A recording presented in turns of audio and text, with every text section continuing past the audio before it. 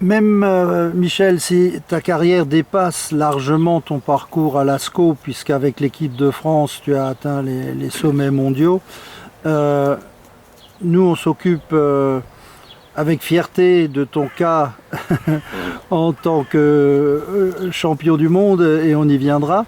Mais si on peut se donner un petit temps centré sur le club de Mulhouse, l'ASCO, tu me corriges si je me trompe, l'ASCO était globalement en première division jusqu'en 2000. 2000-2001, c'était une année où des joueurs sont partis, d'autres ont arrêté. Et donc le maintien en première division n'était plus possible. Mais pendant ces 20 ans où tu as été entre 80 et 2000 à l'ASCO, vous étiez toujours tellement proche du titre de champion. Vous avez 5 fois fait deuxième. Et les moments de gloire du basket mulhousien, du basket fauteuil mulhousien, c'était en 90 d'abord quand vous avez gagné la Coupe de France et en 91 quand vous avez gagné la Coupe des As qui elle en 90 donnait le titre de champion de France et quand vous l'avez gagné en 91 c'était juste pour dire on a gagné la Coupe des As. Et pendant toutes ces années, et en particulier dans cette Coupe des As, on est dans un sport co, et c'est pas moi, en tant que joueur et entraîneur, qui va dire le contraire, mais on est content d'avoir des marqueurs comme leader de l'équipe, et tu as été, je préfère le dire à ta place, tu as été le meilleur marqueur en demi-finale contre Douai, donc dans cette Coupe des As 91, et le meilleur marqueur est de loin en finale quand vous avez été mené encore 44-46 à 5 minutes de la fin. Et puis là, tu as marqué 10 points et Berck, l'adversaire de la finale, n'en a marqué plus que 2. Et vous gagnez cette Coupe des As. Donc, par égard pour ta modestie, je me suis permis de le dire à ta place. Alors, quelles émotions te rappellent ces victoires ?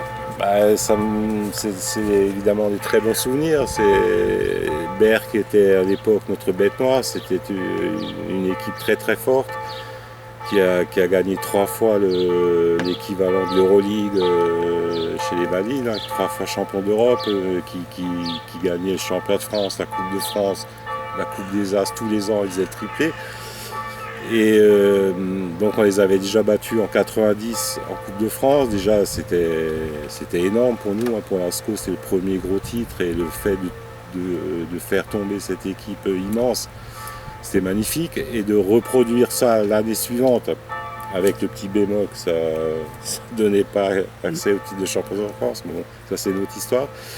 De reproduire ça à nouveau dans un match, dans une finale, et de les avoir battus dans le Money Time, comme on dit, où j'ai pu mener mon équipe grâce à mes paniers à ce titre. Non, c'était génial, c'était magnifique. Il faut dire qu'à Berck, il y a un très grand centre de réadaptation aussi, qui draine effectivement beaucoup de monde, et ceci explique aussi qu'il y ait une grande présence dans les compétitions nationales. Donc l'ASCO avec des titres qui font honneur au basket mulhousien en général, et donc on en reparlera dans le livre qu'on écrit avec Jean-Laurent Soltner et Sandrine Pays sur les 100 ans du basket mulhousien. On aura l'occasion de bien figer ça noir sur blanc, les exploits de l'ASCO, de Maurice Schenacker qui a créé l'ASCO et qui a conduit ensuite l'équipe de France à des titres incroyables, et dont tu faisais partie de cette équipe de France. Et si tu veux bien, on va maintenant aborder le parcours en équipe de France. Je fais une pause.